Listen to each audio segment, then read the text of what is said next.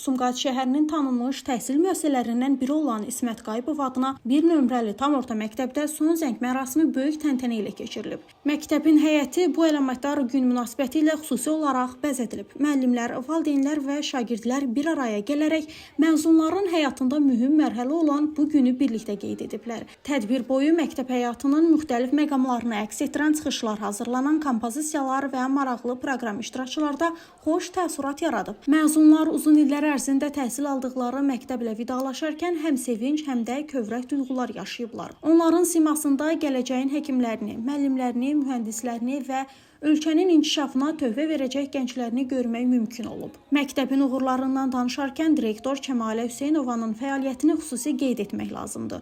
Onun rəhbərliyi dövründə məktəbdə tədrisin keyfiyyətinin yüksəldilməsi, müəllim potensialının gücləndirilməsi və şagirdlərin hərtərəfli inkişafı istiqamətində mühüm işlər görülüb. Təhsil sahəsinə olan həssas münasibəti, məsuliyyətli idarəçilik prinsipləri və kollektivlə qurduğu səmimi əməkdaşlıq məktəbin nailiyyətlərinin əsas səbəblərindən biri hesab olunur. Son illər ərzində məktəbin şagirdləri müxtəlif fənn müsabiqələrində, olimpiyadalarda və intellektual yarışlarda uğurlu nəticələr əldə edərək təhsil ocağının adını layiqincə təmsil ediblər. Bu uğurlar məktəbdə formalaşdırılmış sağlam təhsil mühitinin və məqsədyönlü fəaliyyətin nəticəsi kimi dəyərləndirilir. Son zəng mərasimi zamanı məzunların keçdiyi yol bir daha xatırlandı. Bir zamanlar ilk dəfə məktəbin qapısından daxil olan balaca uşaqlar bugün artıq gələcəyə inamla baxan gənclərə çevriliblər. Onların qazandıqları bilik və bacarıqlar qarşıdakı həyat yollarında mühüm rol oynayacaq. Mərasimin sonunda səslənən son zəng məktəb həyatının son akordu olmaqla yanaşı